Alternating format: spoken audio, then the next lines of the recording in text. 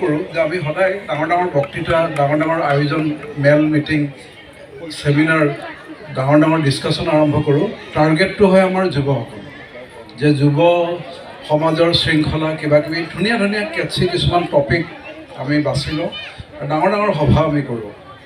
কিন্তু যুৱসকলৰ শৃংখলাৰ কাৰণে গোটেই পেৰেণ্টছ বা গাৰ্জেনসকলৰ কিন্তু সভা আমি নাপাতোঁ, কাৰণ যুৱসকলে ৰিফ্লেকশ্যন কৰে তেওঁলোকৰ নিজৰ ঘৰখন আৰু তেওঁলোকৰ নিজৰ পিতৃ মাতৃসকল বা যিসকল অঙহী বঙহী যিবোৰ ৰিলেটিভছ সেইবিলাককেই কিন্তু ডাঙৰ হৈ ৰিফ্লেক্ট কৰে।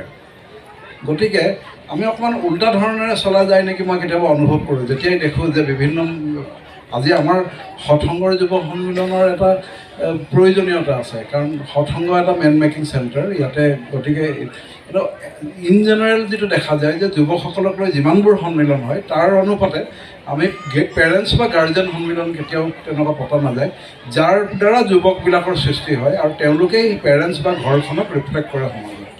সেইটো হ'ল আটাইতকৈ ডাঙৰ কথা। এইখিনিতে মোৰ আজি ইয়াত বহি থাকি মনত পৰিছে যুৱ সন্মিলনৰ কথাটো যেতিয়া ইয়াতে কোৱা হৈছে।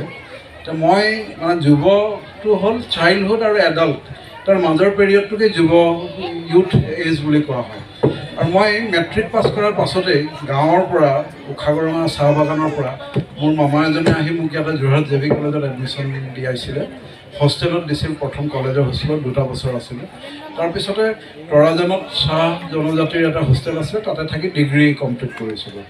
আৰু ইয়াৰ পৰাই মই ফাৰ্ষ্ট ক্লাছ ফাৰ্ষ্ট হৈছিলোঁ, মোৰ মেজৰ বটনী, যোৰহাট জে.ভি. কলেজ। মানে মোৰ ইয়থ এজটো মই ইয়াতে যোৰহাটত মোৰ এটা ইয়াতে সুন্দৰ এটা পৰিৱেশ এটা আছে, ইয়াতে মই পাৰ কৰিছোঁ, সেই কথাখিনি ইয়াতে মনত পৰিছে।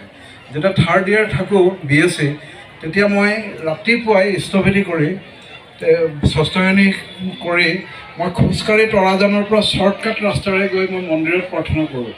প্ৰায়ে যোৱা যায় তেনেকুৱা, আৰু প্ৰচণ্ড গতিত নাম কৰিছিলোঁ। নাম কৰোঁতে দেখা পাওঁ যে মোৰ কাষে কাষে যেন ঠাকুৰকো দেখা পাওঁ। তেনেকুৱা ধৰণৰ সেই সুন্দৰ পৰিৱেশবোৰ আজি হয়তো ঘূৰাই নাপাওঁ, এটা স্মৰণ কৰি আছোঁ আজি ইয়াতে বহি।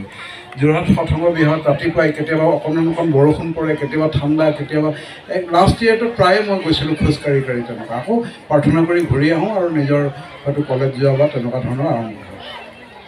এই গোটেই বস্তুবোৰ নিৰ্ভৰ কৰে, কাৰণ সমাজৰ বুকুত দুটা বস্তুৱেই আছে, ভাল আৰু বেয়া।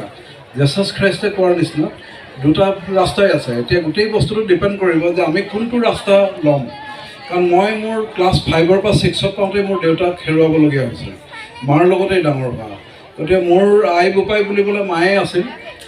সৌভাগ্যক্ৰমে মোৰ মহাজনে যাজন কৰাৰ কাৰণে ক্লাছ 8ত মই দীক্ষা পাইছিলোঁ। বুজি পাওঁ নাপাওঁ সেই সময়ৰ গোলাঘাট জিলাৰ আমাৰ যিসকল গৌৰচন্দ্ৰ দাস দা, দ্বাৰিকা প্ৰসাদ গুপ্তা দা, শ্ৰদ্ধাৰ সেই ব্যক্তিসকলে সৎসংগবোৰত যায় খুব কষ্ট কৰি। এই ষ্টুডেণ্ট থাকিলেও গৈ পিছফালে বহি থাকোঁ, বহুত ৰাতিলৈকে সৎসংগ হয়। সেই বস্তুটো কৰি আহি আছিলোঁ। কিন্তু যেতিয়াই পাখি কটা মানে চৰাইৰ নিচিনাকৈ ঘৰৰ পৰা যেতিয়াই হোষ্টেললৈ আহিলোঁ, তেতিয়াতো মোৰ কাৰণে গোটেইখন মোক কোনেও নিয়ন্ত্ৰিত কৰিব পৰা নাছিল, বা দেউতা নাছিলেই। গতিকে মায়ে অকলে সদায় ল'ৰাক মৰমেই কৰে, তেনেকুৱা নিজেই নিজৰ গাৰ্জেন। দেখা পাইছিলোঁ তেতিয়া মোৰ নমোধৰ বৰাদা বুলি এজন ঋত্বিক আছিল বৰহোলাত, তেখেতৰ মেট্ৰিক পাছ কৰাৰ পৰাই মোক খুব গাইড কৰিছিলে মেণ্টৰ নিচিনাকৈ। গতিকে সেই প্ৰভাৱবোৰ পৰিছিল। মানে মোৰ সেই এজতে মই ডাঙৰ মোতকৈ বয়োজ্যেষ্ঠ মানুহৰ লগত মোৰ সংগ কৰাৰ যিটো আমেজ, তেতিয়াই মোক সেই যুৱ সময়ৰ বহুত কথাৰ পৰা মোক বিৰত কৰি ৰাখিছিল কথাবিলাক, বা সেইবোৰ হয়তো মোৰ মাথাত সোমাবলৈ সুযোগ পোৱা নাছিল। তাৰপিছতে ইয়াতে আহি আমাৰ অচ্যুত শৰ্মা দাহঁতক তেতিয়া দেখিলে আমাৰ শ্ৰদ্ধা হয়, ইউনিভাৰ্চিটিৰ প্ৰফেচৰ। আমাৰ যুৱ হিচাপে আমাৰো জীৱনত বহুত সপোন থাকে। ঈশ্বৰ দাহঁতৰ নিচিনা কৰ্মী সকলো যোৰহাটৰ তেতিয়া কিছু জ্যেষ্ঠ আছিল, তেওঁলোক নাই আজি পৃথিৱীৰ বুকুত সশৰীৰে। তো এই গোটেই পৰিৱেশটো মই এইটোৱেই ক'ব বিচাৰোঁ যে আচলতে যুৱসকল পৃথিৱীত সেই ৰাস্তাটোৱে ল'ব যিটো আমাৰ আই বোপায়ে ঘৰত শিকাব। সেইকাৰণে মই ইয়াত আজি যুৱসকলতকৈ মই যিসকল আই বোপাই বা যিবিলাক হ'বলৈ গৈ আছে বা হ'ব, বা ভেৰি মানে early age of their family life, বা যিসকল নেতৃত্ব দি আছে ককা আইতা হিচাপে, তেওঁলোকক উদ্দেশ্য কৰি এটা কথা কওঁ যে ঠাকুৰে আমাক অত্যন্ত প্ৰেক্টিকেল কথা শিকাইছে। ল'ৰা এটা বা ছোৱালী এজনী জন্ম হোৱাৰ লগে লগে তাৰ ইমিডিয়েট টিচাৰ্ছ হ'ল কিন্তু ঘৰৰ ফেমিলি মেম্বাৰ্ছ, কাৰণ সি জীৱনৰ প্ৰথম শব্দটোৱে আৰম্ভ কৰে মা শব্দটো কোৱাৰ পৰাই, দেউতা, আৰু 5টা বছৰত তাৰ জীৱনৰ যিমানখিনি শিক্ষা হয় গোটেই পৃথিৱীৰ ভাল বেয়া গোটেইখিনি বস্তু সি শিকে। তাৰ ৰেপিড যিটো লাৰ্ণিং যিটো সেইটো জীৱনৰ সেই ৰেটত কেতিয়াও নহয়, আৰু সেইটোৱে হ'ল তাৰ জীৱনৰ ফাউণ্ডেশ্যন।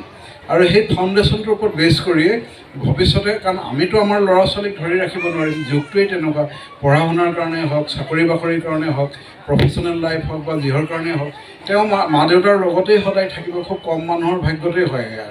গতিকে তেওঁ য'তেই নাথাকক কিয়, আই বোপাইসকলে, আমি গাৰ্জেনসকলে সদায় নিশ্চিন্ত হৈ থাকিব পাৰিম যে তেওঁ অন্ততঃ ঠাকুৰক লৈ সমাজত ভালকৈ থাকিব।